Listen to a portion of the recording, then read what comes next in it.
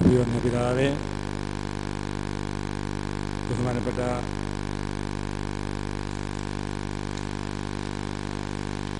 അച്ഛനോറ്റം സാറേ, M Jacob sir, പയ്യസച്ച, K S Mathew അച്ഛ, കൂടപ്പുഴയച്ചൻ എന്നെ ചരിത്രം ആദ്യം സഭാ ചരിത്രത്തിലേക്ക് പഠിപ്പിച്ചു തുടങ്ങിയ ആളാണ്.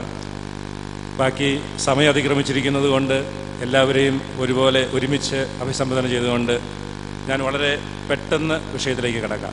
ആമുഖങ്ങളൊക്കെ ഒഴിവാക്കുക. നമ്മൾ 10-15 മിനിറ്റ് താമസിച്ച് വണ്ടി ഓടുന്നത് കൊണ്ട് ഹൈസ്പീഡ് എഞ്ചിൻ പിടിപ്പിക്കണമെന്നാണ് പറഞ്ഞിരിക്കുന്നത്. അതുകൊണ്ട് വേഗം പോവുകയാണ്. ഇവിടെ പറഞ്ഞു പോയ കാര്യങ്ങളൊക്കെ ഒഴിവാക്കി പറയാനാണ് ഞാൻ ആഗ്രഹിക്കുക. അതുകൊണ്ട് ഞാനൊരു പേപ്പർ തയ്യാറായില്ല, ഞാൻ കുറേ കാർഡുകളാണ് തയ്യാറാക്കിയിരിക്കുക. അതുകൊണ്ട് ബഹുമാനപ്പെട്ട കൂടപ്പുഴയച്ചനും അഭിവന്യ പിതാവും പയ്യസച്ചനും ഒക്കെ പറഞ്ഞ കാര്യങ്ങളിൽ നിന്ന് മാത്യു അച്ഛൻ ഇത്തിരി കാര്യങ്ങൾ പറഞ്ഞു. അതിൽ പറയാത്ത ചില കാര്യങ്ങളൊക്കെ ഈ വർത്തമാന പുസ്തകത്തിൽ നിന്ന് കണ്ടെത്താൻ സാധിക്കുന്ന കാര്യങ്ങൾ പറയാമെന്ന് വിചാരിച്ചു. സഭയെക്കുറിച്ചുള്ള ചില കാഴ്ചപ്പാടുകൾ പറയാനാണ് ഞാൻ ആഗ്രഹിക്കുക. സഭയെക്കുറിച്ച്, ഇതിൻ്റെ എക്ലേസിയോളജിയെക്കുറിച്ച് പറയാൻ ഇനി കല്ലറങ്ങാട്ട് പിതാവ് വരുമ്പോൾ നിശ്ചയമായിട്ട് നിങ്ങളോട് പറയും. അതുകൊണ്ട് അദ്ദേഹം പറഞ്ഞ കുറേ കാര്യങ്ങൾ, അദ്ദേഹം കുറിച്ച് വെച്ച കാര്യങ്ങളിൽ നിന്ന് സഭയെക്കുറിച്ചും സഭാജീവിതത്തെക്കുറിച്ചുമുള്ള കുറേ കാഴ്ചപ്പാടുകളെക്കുറിച്ച് വേഗത്തിൽ പറഞ്ഞു പോകാനും ചില കാര്യങ്ങൾ ഈ വർത്തമാന പുസ്തകത്തിലെ പഴയ ഭാഷയിൽ തന്നെ പറഞ്ഞു പോകാനുമാണ് ആഗ്രഹിക്കുക. സഭ എന്ന് പറയുന്ന വിശ്വാസികളുടെ കൂട്ടായ്മയാണെന്ന് നമുക്കറിയാം. അദ്ദേഹം വളരെ വിശ്വാസമുള്ള ആളായിരുന്നു. അദ്ദേഹത്തിൻ്റെ വിശ്വാസം, പറയമാക്കലിൻ്റെ വിശ്വാസം അദ്ദേഹം കുറിച്ചു പോകുന്ന ഈ വർത്തമാന പുസ്തകത്തിൽ ഒത്തിരിയേറെ കാണാനുണ്ട്. നമ്മളിവിടെ മുൻപ് തന്നെ പറഞ്ഞു കേട്ടു, അദ്ദേഹം ജീവിതത്തിൽ കടന്നു പോകുന്ന ഓരോ സാഹചര്യങ്ങളിലും, ഇവിടുന്ന് നടന്നു പോകുമ്പോഴും വള്ളത്തിൽ പോകുമ്പോഴും റോമിൽ ചെല്ലുമ്പോഴും അദ്ദേഹത്തിന് അവരുടെ യാത്രയിൽ അവരുടെ ജീവിതം മുഴുവൻ ചൊറി പിടിച്ച് ഇരിക്കാൻ പാടില്ലാത്ത തരത്തിൽ പോകുമ്പോഴൊക്കെയും ഇതിലെല്ലാം ദൈവത്തിൻ്റെ പരിപാലന കണ്ട് സംസാരിച്ചു പോവുകയാണ് അദ്ദേഹം. എല്ലായിടത്തും അങ്ങനെ വിശ്വാസത്തോടു കൂടി ജീവിച്ച് വിശ്വാസികളുടെ സമൂഹമാണ് സഭ എന്നുള്ള ബോധ്യത്തിൽ തന്നെ ജീവിക്കുന്ന ആളാണ്. അതുപോലെ തന്നെ വിശുദ്ധ ഗ്രന്ഥം വളരെ ഭംഗിയായിട്ട് പഠിക്കുകയും അരച്ച് കലക്കി കുടിക്കുകയും ചെയ്തിട്ടുണ്ട് അദ്ദേഹം. അതുകൊണ്ട് ഈ വ്യാഖ്യാനങ്ങളും വിചാരങ്ങളും ഒക്കെ അദ്ദേഹം ഈ വർത്തമാന പുസ്തകത്തിൽ കുറിക്കുമ്പോൾ വളരെ മൂർച്ചയേറിയ ഭാഷയിൽ ഈ പ്രവർത്തനങ്ങളെ, മാർപ്പാപ്പയുടെയും കർദിനാളന്മാരുടെയും മറ്റ് വിദേശികളുടെയും ഒക്കെ അവരുടെ പ്രവർത്തനങ്ങളെ വിലയിരുത്തുമ്പോൾ എല്ലാം വിശുദ്ധ ഗ്രന്ഥത്തിൻ്റെ വചനങ്ങളെ പഴയ നിയമത്തിൽ നിന്നും പുതിയ നിയമത്തിൽ നിന്നും ചേർത്ത് വെച്ച് അതിന് അനുയോജ്യമായ രീതിയിൽ അതിനെ വ്യാഖ്യാനിക്കുകയും മൂർച്ച ഏറിയ ഭാഷയിൽ അതിനെ കുറ്റപ്പെടുത്തേണ്ടിടത്ത് കുറ്റപ്പെടുത്തുകയും ചെയ്യുന്ന ഒരു പ്രവർത്തന ശൈലിയാണ് അദ്ദേഹത്തിൻ്റെ ജീവിതത്തിലുള്ളത്. ജീവിതത്തിൽ മഴ മാറി നിൽക്കുന്നത് പോലെ, യാത്രയിൽ മഴ മാറി നിൽക്കുന്നത്, ചെങ്കണ്ണുണ്ടാകുമ്പോൾ അദ്ദേഹം എങ്ങനെയാണത് പ്രാർത്ഥിച്ച് മാറ്റാനായിട്ട് ശ്രമിക്കുന്നത്. അപ്പോൾ അദ്ദേഹത്തിന് പെട്ടെന്ന് അസുഖം കുറഞ്ഞത് ആ സമയത്ത് കരിയാറ്റിൽ മൽപ്പാനും മറ്റും ഇദ്ദേഹത്തിന് വേണ്ടി പ്രത്യേകമായിട്ട് കുർബാന ചൊല്ലി, അദ്ദേഹത്തിന് കുർബാനയെല്ലാം പോകാൻ പറ്റിയില്ല. ആ കുർബാന ചൊല്ലിയ സമയത്ത് പെട്ടെന്ന് അദ്ദേഹത്തിന് തണുപ്പുണ്ടായ കാര്യത്തെക്കുറിച്ചാണ് പറയുക. അപ്പോൾ അനുദിന ജീവിതത്തിലെ ജീവിത സാഹചര്യങ്ങളിൽ ദൈവത്തിൻ്റെ ദൈവിക പദ്ധതിയുടെ പ്രത്യേകമായിട്ടുള്ള ഇടപെടലിനെ കുറിച്ച് അദ്ദേഹം അവബോധമുള്ളവനായിരുന്നു. നമ്മൾ അദ്ദേഹത്തിൻ്റെ വിപ്ലവ വീര്യത്തെക്കുറിച്ച് പറയുമ്പോൾ ഞാൻ അതിൻ്റെ മറുവശത്ത് ചില കാര്യങ്ങൾ കാണാൻ ആഗ്രഹിക്കുക. ജാതിയുടെ ഒരുമ്പാടും രക്ഷയ്ക്കും ഉള്ള തൻ്റെ തിരുമനസ് കാട്ടുകയാണ് ഉടയ തമ്പുരാൻ്റെ പ്രത്യേകമുള്ള സഹായങ്ങളിലൂടെ എന്ന് അദ്ദേഹം ബോധ്യപ്പെട്ടു. ഈ മനോഭാവം അദ്ദേഹത്തിൻ്റെ ജീവിതത്തിൽ അവസാനം വരെയും കാണാൻ സാധിക്കും. പരിശുദ്ധ അമ്മയോടുള്ള ഭക്തി, വിശുദ്ധ തോമാശ്ലീഹായോടുള്ള ഭക്തി, അതുപോലെ വിശുദ്ധ ഗ്രന്ഥം നന്നായിട്ട് പഠിച്ച് ജീവിക്കുന്ന അവസ്ഥ. അതുപോലെ വിശ്വാസമുള്ളതുപോലെ തന്നെ വിശ്വസ്തനായിട്ട് ജീവിച്ച ആളുമാണ് അദ്ദേഹം. വളരെ വിശ്വസ്തയോടുകൂടി അവരുടെ കയ്യിൽ റോമിലേക്ക് പോകുമ്പോൾ ഇവിടുന്ന് മിഷണറിമാരെ കുറച്ച് കത്തുകൾ കൊടുത്തു വിടുന്നുണ്ട്. വഴിയിൽ വെച്ച് മിഷണറിമാർ കത്ത് കൊടുത്തു വിടുന്നത് മുഴുവൻ ഇവർക്കുള്ള പാരയാണെന്ന് വളരെ കൃത്യമായിട്ട് അവർക്കറിയാം. പക്ഷേ വിശ്വസ്തത പുലർത്താൻ വേണ്ടി മാത്രം ആ കത്തുകൾ അതുപോലെ തന്നെ റോമിലെത്തിക്കാൻ തയ്യാറാവുകയാണ്. എന്ന് അദ്ദേഹം പറയുന്നുണ്ട്, ആ കത്തുകൾ തങ്ങൾക്കെതിരെയുള്ളതാണെന്നറിയാം. റോമിൽ ചെല്ലുമ്പോൾ അദ്ദേഹം പറയുകയാണ്, ഇതിൻ്റെ ശേഷം ഞാൻ കൊണ്ടുപോയിട്ടുണ്ടായിരുന്ന പാതിരിമാരുടെ കുറികൾ മുൻസിഞ്ഞോറിൻ്റെ പറ്റിൽ കൊടുത്തപ്പോൾ ഈ കുറികൾ ഞങ്ങളോട് മറുത്തുള്ളതാകുന്നു എന്ന് വെണ്ടും വണ്ണം ഞങ്ങൾ അറിഞ്ഞിരിക്കൊണ്ട് കളവാൻ അത്രേ ന്യായമായിരിക്കുന്നത്. എങ്കിലും വിശ്വാസഭംഗം വരുത്താതെ ഇരുപ്പാനും ഞങ്ങളുടെ നേര് കാട്ടുവാനും അത്രേ അങ്ങ് പറ്റിൽ തരുവാൻ നിശ്ചയിച്ചത് എന്ന് മൽപ്പാൻ മോൺസിഞ്ഞോർ ബോർജിയോട് പറഞ്ഞാണ് ഈ കത്തുകൾ കൊടുക്കുക. അപ്പോൾ വളരെ ബോധപൂർവം വിശ്വാസത്തോടും വിശ്വസ്തയോടും കൂടി ജീവിക്കുന്ന ഒരു വ്യക്തിയായിരുന്നു അദ്ദേഹം. അദ്ദേഹത്തിൻ്റെ വിശ്വാസ ജീവിതത്തെക്കുറിച്ച് കൂടുതൽ പറയാനുണ്ടെങ്കിലും വേഗം കടന്നു പോവുക, ചില ഏരിയകൾ മാത്രം പറയാൻ വേണ്ടിയിട്ട്. അദ്ദേഹം വളരെ ഉത്തരവാദിത്വ ബോധമുള്ള മനുഷ്യനായിരുന്നു. വളരെ റെസ്പോൺസിബിൾ ആയിരുന്നു അദ്ദേഹത്തിൻ്റെ ജീവിതത്തിൽ. റോമിലേക്ക് പോകാനായിട്ട് തോമാക്കത്തനാർ അദ്ദേഹം കോട്ടയത്തായിരിക്കുമ്പോൾ അദ്ദേഹത്തിന് കത്ത് കിട്ടി. ആ കത്ത് കിട്ടിയപ്പോൾ തന്നെ കടനാട് ഇടവകയിൽ വികാരിയായിരുന്നത് വികാരി സ്ഥാനത്തിന്റെ കാര്യങ്ങളെല്ലാം വളരെ ഭംഗിയായിട്ട് ക്രമീകരിക്കുന്നതിന് വേണ്ട എല്ലാ കാര്യങ്ങളും അദ്ദേഹം ചെയ്തിട്ടാണ് പോവുക. അദ്ദേഹം കത്ത് കിട്ടിയ ഉടനെ നീണ്ടൂര് തരകന്റെ അടുക്കിലേക്ക് ചെന്നു. എന്നാൽ തൊമ്മൻ കത്തനാര് നീണ്ടൂര് വന്നതിന് ശേഷം തന്റെ ഇടവകയാകുന്ന കടനാട് പള്ളിക്കാർക്കും തന്റെ യജമാനനായിരുന്ന കൊടുങ്ങല്ലൂർ മെത്രാപോലീത്തായുടെ വികാരി ജനറാള് മത്തീസ സർപ്പന്തസെൽ എന്ന പാതിരിക്കും കുറിയും എഴുതി തനിക്ക് പകരം കടനാട്ട് പള്ളി നടത്തുവാൻ പാലായിക്കാരൻ കുഴിവേലി കൊച്ചുമത്തായി കത്തനാരെ കുറിച്ചും വെച്ച് തൊമ്മൻ കത്തനാര് തന്റെ അപ്പനോട് യാത്രയും ചൊല്ലി. അപ്പോൾ എത്ര തിരക്കുള്ള കാര്യങ്ങളാണെങ്കിലും വളരെ ഉത്തരവാദിത്തോടെ കാര്യങ്ങൾ ചെയ്തിരുന്ന വ്യക്തിയായിരുന്നു അദ്ദേഹം. മറ്റൊരു കാര്യം അദ്ദേഹത്തിന്റെ ജീവിതത്തിൽ ഞാൻ ശ്രദ്ധിച്ചത്, കാര്യങ്ങൾ വിശകലനം ചെയ്യാനായിട്ട് അദ്ദേഹത്തിന് വളരെ കഴിവുണ്ടായിരുന്നു. കാര്യങ്ങളെക്കുറിച്ച് വിലയിരുത്താനും പഠിക്കാനും പൈസച്ച് മുമ്പ് പറഞ്ഞു തലാരിഴ കീറി അതേക്കുറിച്ച് പഠിച്ച് വിശകലനം ചെയ്തതിന്റെ വശങ്ങളെക്കുറിച്ച് പഠിക്കാൻ അദ്ദേഹത്തിന് വലിയ കഴിവുണ്ടായിരുന്നു. ആ കഴിവ് അദ്ദേഹത്തിന്റെ ജീവിതത്തിൽ ഉണ്ടായിരുന്നു. ഫ്ലോറൻസ് മെത്രാന്റെ മരണശേഷം അങ്കമാലിയിൽ യോഗം കൂടിയ കാര്യത്തെക്കുറിച്ച് പറഞ്ഞു. അവിടെ യോഗക്കാർ കൂടിയപ്പോൾ അവരോട് പടാർത്ത് പറയാനായിട്ട് ആളുകൾ അങ്കമാലിക്കാർ അവസാനം നല്ല ഭക്ഷണം കൊടുത്തു. അരിയൊക്കെ ആയിട്ട് പോയവർക്ക് അവിടുന്ന് ഉപ്പ് കൊടുത്തു ആദ്യം, പിന്നെ അവസാനം നല്ലൊരു വിരുന്ന് കൊടുത്തു. അപ്പോൾ ആ വിരുന്ന് കൊടുക്കുന്നതിന് മുമ്പ് സമയത്ത് ഒരു പ്രസംഗം അവിടെ ഉണ്ടായിരുന്നു. അങ്ങനെ പൊരുൾ പടാർത്ത വചനം പ്രസംഗിക്കാനായിട്ട് അന്ന് കൂടിയ ആളുകൾ ക്ഷണിക്കുന്നത് ഈ പാറേമംഗൽ കത്തനാരെയാണ്. കാരണം അദ്ദേഹത്തിന് അത് സാധിക്കും എന്നുള്ളത് കൊണ്ടാണ്. വചനം വിശദീകരിച്ച് കൊടുക്കാൻ കഴിവുള്ളവനായിരുന്നു. അങ്ങനെ അതുകൊണ്ടാണ് അദ്ദേഹം മുൻനിരയിലേക്ക് അന്ന് വന്നതും. അന്നത്തെ ജീവിത സാഹചര്യത്തിലെ ആളുകളുടെ മധ്യത്തിൽ മുമ്പോട്ട് കടന്നു വന്ന് നേതൃത്വം കൊടുക്കാൻ കരിയാറ്റി മൽപ്പാൻ റോമിൽ പഠിച്ചു വന്ന ആളാണ്. ഭദ്രവാദയുടെ കീഴിൽ ഈ സ്ഥലത്ത് നമ്മുടെ നാട്ടിൽ നിന്ന് വിദ്യാഭ്യാസം കഴിഞ്ഞ് നിന്ന ആള് അദ്ദേഹത്തിന് ലാറ്റിൻ നന്നായിട്ട് വശമുണ്ടായിരുന്നു എന്നാണ് പറഞ്ഞിരിക്കുക. അതുകൊണ്ടാണ് അദ്ദേഹത്തെ തന്നെ തിരഞ്ഞെടുക്കാനായിട്ട് പ്രത്യേകം കാരണമാകുന്നത്. അതുപോലെ നന്നായിട്ട് പൊരുൾ തിരിച്ച് പറയാനായിട്ട് സാധിച്ചിരുന്ന വ്യക്തി. സഭയിലെ ഐക്യമില്ലായ്മയാണ് സഭയുടെ പുരോഗതിക്ക് തടസ്സമായി നിൽക്കുന്നതെന്നാണ് പറയാം.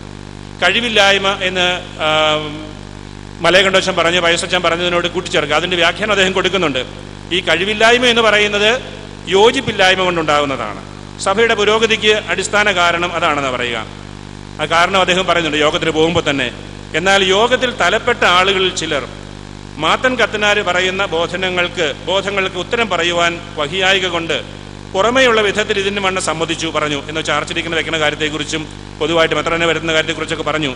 എങ്കിലും അർക്കതയാക്കാൻ ഉണ്ടായി ജാതിക്ക് ബലം വന്നാൽ തങ്ങൾക്കുള്ള സിദ്ധാന്തം നടത്തിക്കൊണ്ടു പോകുവാൻ വിഷമമായി വരുമെന്നും ഇതിന് വണ്ണം ഒരു നാഥൻ കൂടാതെ കിടന്നാൽ പാതിരിമാരോട് കൂടി തങ്ങൾക്ക് തെളിഞ്ഞ വണ്ണം കാര്യങ്ങൾ നടത്തിക്കൊള്ളാമെന്നും കണ്ട് ജാതി ഉപകാരത്തിനെ കാട്ടിലും തങ്ങളുടെ പ്രത്യേകമുള്ള ഉപകാരവും സിദ്ധാന്തവും മനസ്സാകുന്നതിനാൽ ഉള്ളിൽ വേറെ ഭാവമായിരുന്നു താനും. ഒരുപക്ഷെ നമ്മുടെ സുറിയാനിക്കാരുടെ ഒരു പ്രശ്നമാണ്.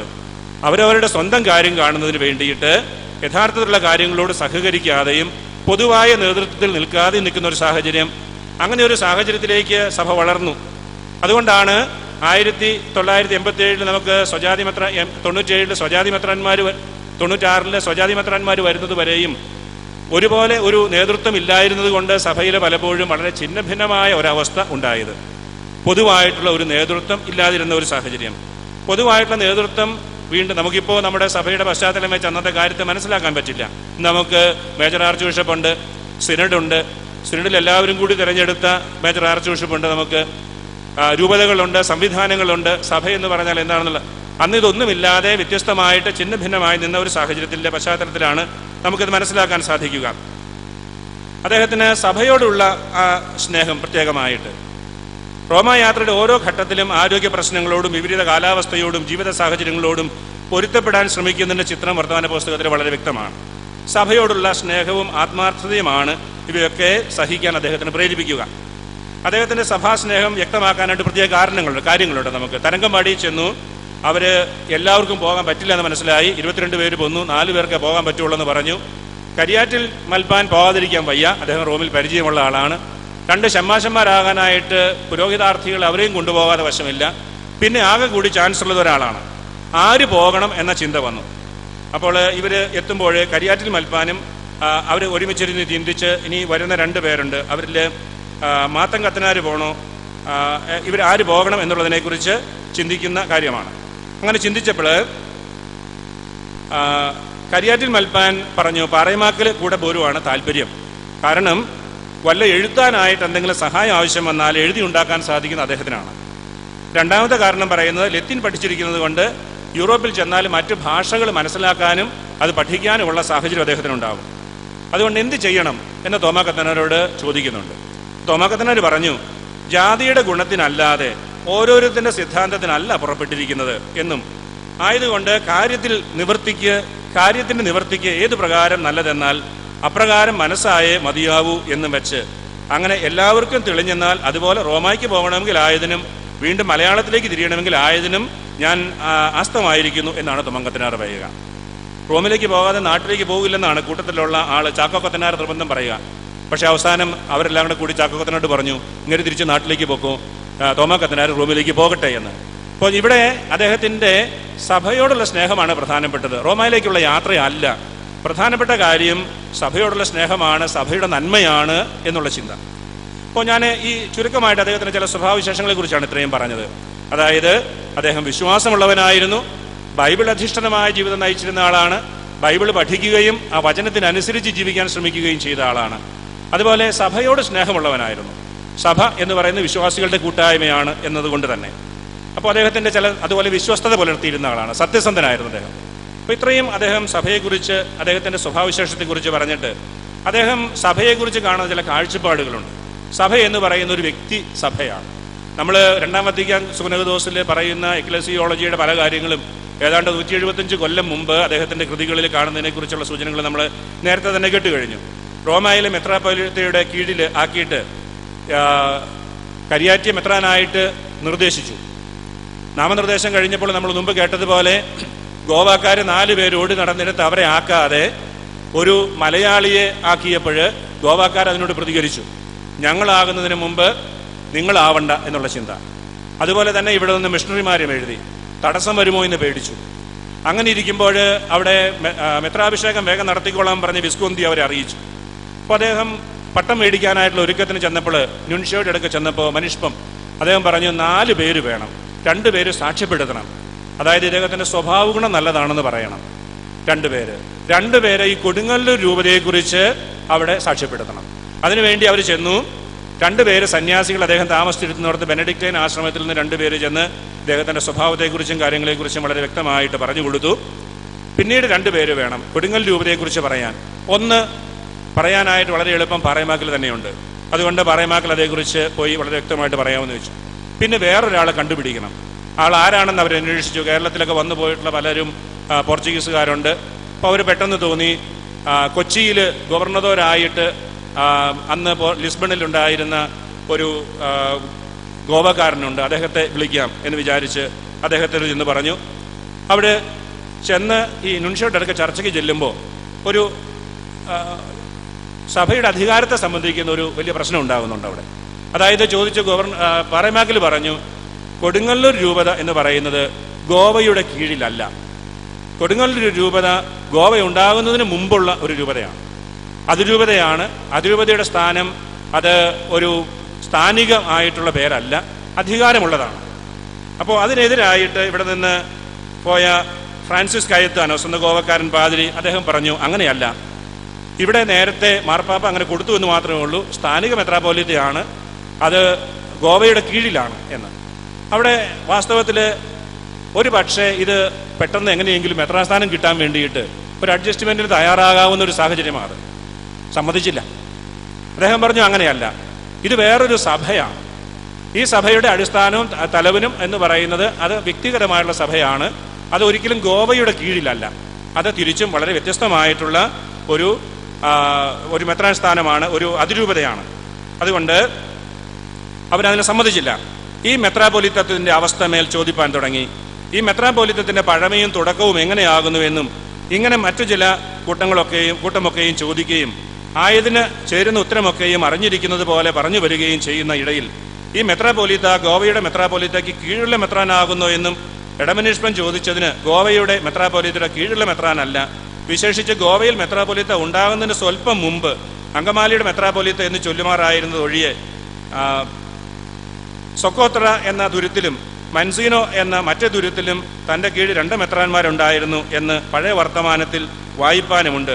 വിശേഷിച്ചും പറങ്കിമാർ വന്നതിന് ശേഷം പുത്തനായിട്ട് ഇടവകയ്ക്ക് പകുതി ഉണ്ടാക്കി തൻ്റെ കീഴിലുള്ള മെത്രാനെ നഷ്ടം വരുത്തിയെങ്കിലും തനിക്കുള്ള മെത്രാപോലിത്തത്തിന്റെ സ്ഥാനവും മുഷ്കരത്വവും ഇത്ര നേരവും ആരും നീക്കിയിട്ടില്ല എന്നും നീക്കുവാൻ ശ്രമിച്ചാരെ മലങ്കര പള്ളിയിൽ ആയത് സമ്മതിക്കാഴുക കൊണ്ട് അത് സാധിച്ചില്ല എന്നും എന്നതുകൊണ്ട് ഗോവയുടെ കീഴിലുള്ള മെത്രാനല്ല, പിന്നെയോ ഗോവ എന്ന പ്രദേശത്തിനും ഗോവയുടെ മെത്രാപോലിത്ത ആയിരിക്കുന്നത് പോലെ മലങ്കര പ്രദേശത്തിന്റെ മുഷ്കരത്വത്തോടും സ്ഥാനത്തോടും കൂടി നമ്മുടെ മെത്രാപോലിത്തായും ആയിരിക്കുന്നു എന്ന് ഞാൻ പറഞ്ഞ ഒന്നും അങ്ങനെയല്ല. മലങ്കരയുള്ള മെത്രാപോലിത്തായ്ക്ക് കീഴിലുള്ള ആളാണ്, നാമധേയം മാത്രമേ ഉള്ളൂ എന്ന് കൈത്താനോസ് പറയുക. പ്രശ്നം അവിടെ അവസാനിച്ചില്ല. റോമിലേക്ക് പോയി. റോമിൽ ചെന്നപ്പോൾ റോമിലേക്ക് ഇവരെഴുതി. നേരത്തെ തന്നെ ബോർജിയോയ്ക്കും കർദിനാളിനും ഒക്കെ എഴുതുന്നുണ്ട്. കടലാസുകൾ നോക്കി മാർപ്പാപ്പ ആദ്യം സമ്മതിക്കുന്നുണ്ട്. പക്ഷേ മാർപ്പാപ്പ സമ്മതിക്കുമ്പോഴും ഏറ്റവും അവസാനത്തിൽ അങ്ങനെ അല്ലാതെ തന്നെ ഉള്ള ഒരു രേഖ മേടിക്കൊണ്ട് കൊടുങ്ങല്ലൂര് അതിരൂപതയായിട്ട് തന്നെ എന്ന് സ്ഥാപിച്ചെടുക്കാനായിട്ട് അവർക്ക് സാധിക്കുന്നുണ്ട്. അപ്പോൾ ഒരു സഭ ഒരു ഇൻഡിവിജ്വൽ ചർച്ചാണ്, ഒരു വ്യക്തിസഭയാണ് എന്നതിനെക്കുറിച്ചുള്ള അവബോധം അന്ന് ഉണ്ടായിരുന്നു. സഭയിൽ, ആഗോള സഭയിൽ മിക്കവാറും വ്യക്തിസഭകളെക്കുറിച്ചും സഭകളുടെ കൂട്ടായ്മകളെക്കുറിച്ചും ഒക്കെ നമ്മൾ വത്തിക്കാൻ കൗൺസിലിൽ അതിനുശേഷവും ഒക്കെ പഠിച്ചു വരുമ്പോൾ അതിന് ഏതാണ്ട് 2 നൂറ്റാണ്ടുകൾക്ക് മുമ്പ് വളരെ ദീർഘവീക്ഷണത്തോടുകൂടി അതേക്കുറിച്ച് പഠിക്കാനും പറയാനും പാറേമാക്കലിന് സാധിക്കുന്നുണ്ട്. ഇനി സഭയുടെ മിഷൻ പ്രവർത്തനങ്ങളെക്കുറിച്ചുള്ള ഒരു കാഴ്ചപ്പാട് നമ്മളിപ്പോൾ നമ്മൾ ഓൾ ഇന്ത്യ ജൂറിസ്ഡിക്ഷനും ഇന്റർനാഷണലായിട്ട് പ്രവർത്തിക്കാനുള്ള സാധ്യതകളെക്കുറിച്ച് ചോദിക്കുമ്പോൾ അങ്ങനെ ഒരു ചിന്ത പലപ്പോഴും സഭയ്ക്ക് ഉണ്ടായിരുന്നില്ല എന്ന് പറയുന്ന ആളുകളുണ്ട്. വർത്തമാന പുസ്തകത്തിൽ നോക്കുമ്പോൾ പാറേമാക്കലിന് അങ്ങനെയുള്ള ഒരു ചിന്ത അന്നും ഉണ്ടായിരുന്നു എന്ന് വ്യക്തമാക്കുന്ന ചില ഭാഗങ്ങൾ കാണാൻ കഴിയും. സഭയുടെ മിഷൻ പ്രവർത്തനത്തെക്കുറിച്ച് വളരെ ദീർഘമായിട്ടുള്ള ഒരു കാഴ്ചപ്പാട്. റോമിൽ മാർപ്പാപ്പയ്ക്ക് കൊടുക്കുന്ന അപേക്ഷയിൽ സെമിനാരിയെക്കുറിച്ചും വൈദിക പരിശീലനത്തെക്കുറിച്ചും ഒക്കെ അദ്ദേഹം പറയുന്നത് എങ്ങനെയാണ്: വിശേഷിച്ചും മലങ്കര ഇടവകയിലുള്ള എവങ്കേലിക്കയ്ക്ക് അടുത്ത ഈ പറമ്പ് എത്രയും വിരിവും വിസ്താരവും ഉള്ളതായിരിക്കുന്നതുമൊഴികെ ഇനിയും ഭാരം വിസ്താരം വരുവാൻ സംഗതി വരും എന്നതിനെക്കൊണ്ട് മേൽ പറയപ്പെട്ട വേലക്കാരുടെ എണ്ണം മതിയായി വരികയില്ല. അതുകൊണ്ട് സെമിനാരി തുടങ്ങണമെന്ന് പറയാം. അതായത് ഇപ്പോൾ ഉള്ള സ്ഥലം പോരാ. ഞാൻ പഴയ ഭാഷ തന്നെ വായിക്കുന്നത് അദ്ദേഹം വായിക്കാൻ പുതിയത് എളുപ്പമാണെങ്കിലും പഴയതൊന്ന് മനസ്സിലാക്കാൻ വേണ്ടി കൂടിയാണ്. അതുകൊണ്ട് ഇപ്പോഴത്തെ പറമ്പല്ല ഉള്ളത്, ഇപ്പോഴത്തെ ഏരിയ മാത്രമല്ല, ഇതിലും വിശാലമായിട്ടുള്ള പ്രവർത്തന രംഗങ്ങളുണ്ട്. ആ പ്രവർത്തന രംഗങ്ങളിലേക്ക് പോകണമെങ്കിൽ കൂടുതൽ ആളുകൾ പഠിക്കുകയും ചെയ്യണം. സെമിനാരി പരിശീലനത്തെക്കുറിച്ചൊക്കെ അദ്ദേഹം 72-ാം അധ്യായത്തിന് ശേഷം വളരെ ശക്തമായിട്ട് ഇവിടുന്ന് വന്ന പരാതികളോട് പ്രതികരിക്കുമ്പോൾ നിങ്ങളിവിടെ വന്നിട്ട് എന്നെ കാണിക്കണേ, ഞങ്ങൾ വായിക്കാൻ പോലും പഠിപ്പിക്കാതെ സുറിയാനിയുടെ അർത്ഥം പോലും പറഞ്ഞു തരാതെ കുറച്ച് ഓടിച്ച് വായിക്കാൻ പഠിപ്പിച്ചിട്ട് നിങ്ങൾ പരിശീലിപ്പിച്ചാൽ എന്താ ചെയ്യുന്നത് എന്നൊക്കെ ചോദിച്ച് വളരെ ശക്തമായിട്ട് അദ്ദേഹം പ്രതികരിക്കുന്നുണ്ട്. പക്ഷെ അദ്ദേഹം ഈ പരിശീലനത്തിന് വേണ്ടിയിട്ട് വളരെ തീവ്രമായിട്ട് അതിനുവേണ്ട സംവിധാനങ്ങൾ ഒരുക്കാൻ ഇവരുടെ പരാതികളിൽ വളരെ കൃത്യമായിട്ട് ശ്രമിക്കുന്നുണ്ട്. അപ്പോൾ സലേസ്കിയുടെ കാലത്താണ് നമുക്ക് കൃത്യമായിട്ട് അതിരുകൾ വയ്ക്കുക. 1896 നമുക്ക് പമ്പയും ഭാരതപ്പുഴയും പിന്നെ കിഴക്ക് മലകളും സഖ്യപർവ്വതവും പടിഞ്ഞാറ് കടലും ഒക്കെ കൃത്യമായിട്ട് നമുക്ക് അതിര് വയ്ക്കുമ്പോഴും ഈ അതിരുകൾക്കപ്പുറത്തേക്ക് സഭയുണ്ടെന്നും സഭയ്ക്ക് പ്രവർത്തിക്കാൻ സ്ഥാനങ്ങളുണ്ട് എന്നും നമ്മളൊക്കെ കാണുന്നതിന് മുമ്പ് വളരെ വ്യക്തമായിട്ട് ചിന്തിച്ചിട്ടുള്ള ഒരു വ്യക്തിയാണ് പാറേമംഗൽ തോമാ കത്തനാര്. ഇനി സഭയിൽ ആന്തരികമായിട്ടുള്ള ഐക്യം ഉണ്ടാകുന്നതിനെ കുറിച്ച് അദ്ദേഹം പറയുന്നു. ഞാൻ ആർച്ച് ഡീക്കനെ കുറിച്ച് പറഞ്ഞ കാര്യത്തെക്കുറിച്ച് പറയാൻ ശ്രമിക്കുന്നില്ല, കാരണം നമ്മൾ ഒത്തിരി കാര്യങ്ങൾ കേട്ടതാണ്. ആന്തരികമായിട്ടുള്ള ഐക്യത്തെക്കുറിച്ചും പറയുന്നതും അധികം കടന്നു പോകുന്നില്ല, പക്ഷെ ചുരുക്കം ചില കാര്യങ്ങൾ. അതുകൊണ്ട് പുനരൈക്യത്തിന് ശ്രമിക്കുന്നതോടൊപ്പം തന്നെ സഭയിലുള്ളവർ ഐക്യപ്പെട്ട് ജീവിക്കണം എന്നുള്ള നിർദ്ദേശം അദ്ദേഹം കൊടുക്കുകയാണ്. അങ്കമാലിക്കിൽ കൂടിയ പള്ളിക്കാർ കൂടി വന്ന കാര്യത്തിന്മേൽ വിചാരിച്ചു തുടങ്ങുവോളം നമ്മുടെ ജനങ്ങൾ കാട്ടിയതൊക്കെയും പണ്ട് കഴിഞ്ഞ കാരണവന്മാരുടെ ചവിട്ടടികളെ ചേർന്നുകൊണ്ടും നമ്മുടെ ജാതിയുടെ വീര്യത്തിന് തക്കവണ്ണവുമാകുന്നു. എങ്കിലും ഇപ്പോൾ യോഗത്തിലുണ്ടായ വകുപ്പുകളും വന്തികളും പണ്ട് കഴിഞ്ഞ ശ്രേയസ്സുകൾക്ക് അടുത്തതല്ല എന്ന് തന്നെയല്ല, പിന്നെയോ യോഗം കൂടിയ കാര്യത്തിനും ജ്യേഷ്ഠൻ അനുജന്മാരുടെ ഒരുമ്പാടിനും അന്തരം വരുത്തുവാൻ തക്കൊരു കാര്യമത്രയാകുന്നു. അതെന്തെന്നാൽ രാജ്യത്തിങ്കൽ പൗതി ഉണ്ടായാൽ ആ രാജ്യം മുടിവാനുള്ള ലക്ഷണമാകുന്നുവെന്നും വീട്ടിൽ പൗതി ഉണ്ടായാൽ ആ വീട്ടിന്റെ നശിപ്പ് കാലമത്രയാകുന്നുവെന്നും ശുദ്ധമാന എവങ്കോലിയോനിൽ മിശിഹ അരുളി ചെയ്തതുപോലെ ഏക മനസ്സോടും ഒരുമ്പാടോടും കൂടെ പുറപ്പെടുവാൻ ന്യായമായിരിക്കുന്ന യോഗത്തിങ്കൽ പൗതി ഉണ്ടാകുന്നതിനാലെ ആയതിന്റെ ബലക്ഷയത്തിനുള്ള എത്രയും മതിയായ അടയാളമായിരിക്കുകയും ചെയ്യുന്നു. സഭയിലുള്ള അനൈക്യത്തെക്കുറിച്ചാണ് പറയുക. അന്ന് അങ്കമാലിയിൽ 1777 കൂടിയപ്പോൾ പല അഭിപ്രായങ്ങൾ, പല കാര്യങ്ങൾ, നേതൃത്വമില്ലാത്ത അവസ്ഥ, ഇങ്ങനെ ഉള്ള ഒരു സാഹചര്യത്തിൽ അടിസ്ഥാനപരമായിട്ട് യോജിപ്പില്ലാത്തതും ഐക്യമില്ലാത്തതുമാണ് സഭയുടെ വളർച്ചക്കുറവിന് കാരണം എന്നാണ് അദ്ദേഹം പറയുക. ആ വളർച്ചക്കുറവിൻ്റെ, അഭിപ്രായാന്തരത്തിൻ്റെയും ഐക്യക്കുറവിൻ്റെയും ഫലങ്ങൾ നമ്മൾ അന്നു മുതൽ പലപ്പോഴും അനുഭവിക്കുന്നതാണ്. അടുത്ത കാലങ്ങൾ വരെയും തുടർന്നും സഭയിൽ വളർച്ചയുണ്ടാകണമെങ്കിൽ ഐക്യം ഉണ്ടാകണം എന്ന് നമ്മളെ ഓർമ്മിപ്പിക്കാൻ ഈ ഓർമ്മ ദിനം നമ്മെ സഹായിക്കേണ്ടതുമാണ്. അതുപോലെ ജാതിക്ക് തലവനുണ്ടാകുന്ന കാര്യത്തെക്കുറിച്ചും പറയുന്നുണ്ട്. നമുക്ക് അച്ഛൻ ആദ്യം ചോദിച്ചു, നമുക്ക് എന്തുകൊണ്ടാണ് അദ്ദേഹം വീണ്ടും ഒരു ആർച്ച് ഡീക്കനെ കുറിച്ച് വീണ്ടും പറയുന്നില്ല? ഒരു റോമിൽ ചെന്ന ആദ്യകാലത്തിലെല്ലാം അവർ പറയുന്നുണ്ട്, വിദേശ മെത്രാൻ മതി, ഞങ്ങൾക്ക് ഗോവയിൽ നിന്നുള്ള മെത്രാൻ വേണ്ട, ഗോവയിൽ നിന്നുള്ള മെത്രാൻ ശരിയാവില്ല എന്ന് പറയുന്നുണ്ട്. വിദേശത്തു നിന്നുള്ള മെത്രാൻ അല്ലാതെ ഒരു സാധ്യതയെക്കുറിച്ച് അവർക്കന്ന് ചിന്തിക്കാൻ പറ്റിയിട്ടില്ല. കാരണം കരിയാറ്റ് റോമിൽ പഠിച്ച ആളാണ്, എങ്ങനെയാണ് അവർ സംവിധാനങ്ങൾ അറേഞ്ച് ചെയ്യുന്നറിയാം. ഗോവക്കാർ വർഷങ്ങളായിട്ട് പരിശ്രമിച്ചുകൊണ്ടിരിക്കുന്നു, ലിസ്ബണിൽ തന്നെ താമസിച്ചുകൊണ്ട് അവർക്ക് കിട്ടുന്നില്ല.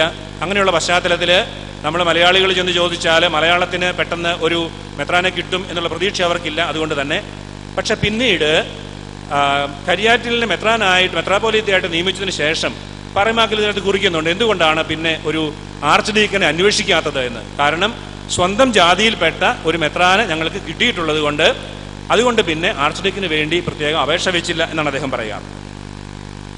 ഇനി അനൈക്യത്തിന് കാരണമായിട്ട് അദ്ദേഹം പറയുന്നത് ജാതിക്ക് കർത്തവ്യം ഇല്ലാത്ത സാഹചര്യമാണ് എന്ന്. ഇങ്ങനെയുള്ള നിലയില്ലായ്മയുടെയും ചിഹ്നലിൻ്റെയും അവകാശം എന്തെന്ന് സൂക്ഷിച്ച് കണ്ടാൽ ജാതിക്ക് തലവനില്ലാത്തത് കൊണ്ട് എന്നുള്ളതല്ലാതെ വേറൊരു അവകാശം തോന്നുന്നുമില്ല. അതെന്തെന്നാൽ പണ്ട് കഴിഞ്ഞ ആളുകളുടെ മക്കളും ആ ജാതി തന്നെയും ഇന്നും ആയിരിക്കുന്നതിനാൽ അന്നത്തെ അവസ്ഥയും ഇന്നത്തെ അവസ്ഥയും കൂടി നോക്കിയാൽ അന്ന് ജാതിക്ക് തലവനുണ്ടായിരിക്കുകയും ഇന്ന് തലവനില്ലാതിരിക്കുകയും ചെയ്യുന്നതൊഴികെ ഇത്ര പോരുന്ന മറ്റൊരു അവകാശം തോന്നുന്നുമില്ല. വേറൊരു കാരണം കാണുന്നില്ലെന്നാണ് പറയാം. അതുകൊണ്ട് തന്നെ പലപ്പോഴും മിഷണറിമാരെ കുറിച്ച് അദ്ദേഹം പറയുമ്പോൾ പരിശുദ്ധൻ പറഞ്ഞു എല്ലാവരും കുഴപ്പമുള്ളവരല്ല, പക്ഷെ കുറച്ചുപേര് കുഴപ്പമുള്ളവരായിരുന്നു. എന്നാൽ ഇദ്ദേഹം തന്നെ ഒരിടത്ത് വർത്തമാന പുസ്തകത്തിൽ പറയുന്നുണ്ട്, മിഷണറിമാരെ കുറിച്ച് പറയുമ്പോൾ എത്ര വിശുദ്ധനായ മിഷണറി വന്നാലും മെത്രാനായി കഴിയുമ്പോൾ അവര് നമ്മുടെ സഭയോട് മറുത്ത് പ്രവർത്തിക്കുന്ന ഒരു അവസരമാണ് ഉള്ളത് എന്ന്. അവരുടെ ജീവിത സാഹചര്യങ്ങൾ കൊണ്ടാവാം. അതുകൊണ്ട് മിഷണറിമാര് വരുന്ന ഒരു ജാതിക്ക് കർത്തവ്യം വേണം എന്നുള്ള ചിന്തയിൽ തന്നെയാണ് അവർ നിൽക്കുക. ഇനി മറ്റൊരു സ്വഭാവവിശേഷം നമ്മുടെ സഭയുടെ കാഴ്ചപ്പാട്, സഭാത്മകമായ കാഴ്ചപ്പാടിൽ മാർപ്പാപ്പയോടുള്ള ബന്ധം വളരെ ശക്തമായിട്ട് ചില സമയത്ത് മാർപ്പാപ്പ പോലും അദ്ദേഹം തൻ്റെ വിചാരത്തിൽ കാര്യങ്ങൾ വിവരിച്ചതിന് ശേഷമുള്ള അദ്ദേഹത്തിൻ്റെ ചിന്തകൾ പ്രത്യേകമായിട്ട് കൊടുക്കുന്നുണ്ട്, വിചാരത്തിൽ വിവരിക്കുന്നുണ്ട്. അവിടെ അദ്ദേഹം മാർപ്പാപ്പയെ പോലും ചിലപ്പോൾ വിമർശിക്കുന്നുണ്ട്. പക്ഷെ അപ്പോഴും മാർപ്പാപ്പ സഭയുടെ തലവനാണ് എന്നുള്ള ബോധ്യത്തോടെ അദ്ദേഹത്തെ അംഗീകരിക്കാനും അദ്ദേഹം പറഞ്ഞാൽ സഭയിൽ നടക്കും എന്ന്, സഭയുടെ തലവനാണെന്നുള്ള ബോധ്യത്തോടെ തന്നെ പ്രവർത്തിക്കാൻ എഴുതാനും പറയമാക്കലിന് സാധിക്കുന്നുണ്ട്. പക്ഷെ എങ്കിലും അദ്ദേഹം പറയുന്നുണ്ട്, ഏതും ഇളച്ച് മലങ്കരയുള്ള നമ്മുടെ യോഗത്തിൻ്റെ മുൻപാകെ ഞങ്ങൾക്കൊരു കുറ്റവും കൂടാതിരിക്കാനായിട്ട് 6 മാസം അവർ ലിസ്ബണിൽ വന്ന് നോക്കണം. 6 മാസം കൂടി ഞങ്ങൾ വെയിറ്റ് ചെയ്യും. 6 മാസം കൂടി കഴിയുമ്പോൾ തങ്ങളാൽ തന്നെ കാര്യത്തിന് ശ്രമിക്കാം എന്നും ഈ ഇടയ്ക്ക് കാര്യത്തിനൊരു തീർച്ച കണ്ടില്ലെങ്കിൽ എന്ന് വെച്ച് കഴിഞ്ഞാൽ ആദ്യം പറഞ്ഞ പോലെ കൈത്താനോസ് ഫരിയയുടെ കൂട്ടത്തിൽ കൂടി അവർ ഫരിയ അദ്ദേഹത്തെ കുറെ പറ്റിച്ചു. പിന്നെ ഈ കാര്യം നടത്തൂല എന്നുള്ള രീതിയിൽ ഗോവക്കാരെവരായിട്ട് വട്ടം കിടക്കുന്ന സമയത്ത് അവസാനം ഇത് മനസ്സിലായി അവർക്ക്. അതുകൊണ്ട് ഫരിയയുടെ കയ്യിൽ നിന്നും മാറിയിട്ട് സ്വന്തമായിട്ട് 6 മാസം പരിശ്രമിക്കാം.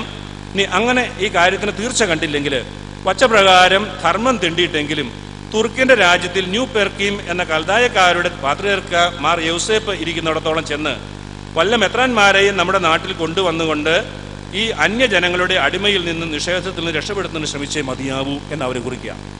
പക്ഷെ അവിടെ കൽദായ സഭയിലേക്ക് പോകുന്നതിനേക്കാൾ കൂടുതൽ ഞാനിവിടെ ശ്രദ്ധ ക്ഷണിക്കുക, അദ്ദേഹത്തിന് പോകുമ്പോൾ അവിടെയും മാർപ്പാപ്പയുമായിട്ട് ബന്ധമുള്ള കത്തോലിക്ക സഭയിൽ പ്രവർത്തിക്കുന്ന കൽദായ സഭയിലേക്ക് പോകാനാണ് ശ്രമിക്കുക. അല്ലാതെ എങ്ങനെയെങ്കിലും സഭയിൽ നിന്ന് മാറിപ്പോയിട്ട് വിഭിന്നമായിട്ടുള്ളൊരു കാഴ്ചപ്പാടല്ല, ഒരു സിസ്റ്റമാറ്റിക് ആയിട്ടുള്ള ഒരു ചിന്തയെക്കുറിച്ചല്ല ചിന്തിക്കുക. സഭയിൽ നിന്ന് മാറിപ്പോവുക എന്നതിനേക്കാളും സഭയിൽ നിന്നുകൊണ്ട് സഭയുടെ മാർപ്പാപ്പയുടെ കീഴിൽ തന്നെ ഒരു പ്രവർത്തിക്കുന്ന ഒരു കമ്മ്യൂണിയൻ എക്ലേസിയോളജി അദ്ദേഹത്തിൻ്റെ തലത്തിൽ കാണാൻ സാധിക്കും. അവിടെയുള്ള മുഷ്കരത്വം പൊയ്പോകുമോ എന്ന് ഭയപ്പെട്ട് നമ്മുടെ പള്ളികൾക്ക് ഗുണവും നന്മയും വരുന്ന കാര്യങ്ങളിലൊന്നും തൻ്റെ മനസ്സാലെ ചെയ്യുവാൻ പരാധീനമുണ്ട് എന്നതുകൊണ്ട് മാർപ്പാപ്പയുടെ പ്രമാണവും കൽപ്പനയും ഉണ്ടായാൽ ആയതൊക്കെയും ചെയ്യുവാൻ പോരുമെന്ന് കാണുന്നതുകൊണ്ട് അത്രേ. അതായത് ഇവർ മാർപ്പാപ്പയ്ക്ക് ഈ കാര്യങ്ങൾ അയച്ചു. അപ്പോൾ എന്തിനാണ് ഇത് മാർപ്പാപ്പയോട് പറയുന്നത്? ചില കാര്യങ്ങളൊക്കെ മെത്രാന്മാർക്ക് തന്നെ ചെയ്യാവുന്നതേ ഉള്ളല്ലോ എന്ന് നിങ്ങൾ ചോദിച്ചേക്കാം എന്ന് അദ്ദേഹം കുറിക്കുക. അത് കാരണമുണ്ട്. കാരണം മാർപ്പാപ്പ ഇടപെട്ടാൽ വളരെ കൃത്യമായിട്ട് കാര്യങ്ങൾ ചെയ്യാൻ സാധിക്കും എന്ന്. ഇനി അദ്ദേഹം അധികാരത്തെ ബഹുമാനിച്ചിരുന്ന ആളാണ്. മാർപ്പാപ്പയെ അംഗീകരിച്ചിരുന്നു, അതുപോലെ തന്നെ അധികാരത്തെ അംഗീകരിച്ചിരുന്ന ആളാണ്. അധികാരികളുടെ പ്രവർത്തനങ്ങൾ സ്വീകാര്യമല്ലാത്തപ്പോഴും അധികാരികളുടെ വാക്കുകളും അടിസ്ഥാന ക്രൈസ്തവ തത്വങ്ങൾക്കും എതിരാകുമ്പോഴും വളരെ ശക്തമായ ഭാഷയിൽ, കഠിനമായിട്ടുള്ള ഭാഷയിൽ അവരെ വിലയിരുത്തുമ്പോഴും അവർക്ക് വേണ്ട അംഗീകാരവും അനുസരണവും നൽകാനായിട്ട് അദ്ദേഹം തയ്യാറാകുന്നുണ്ട്.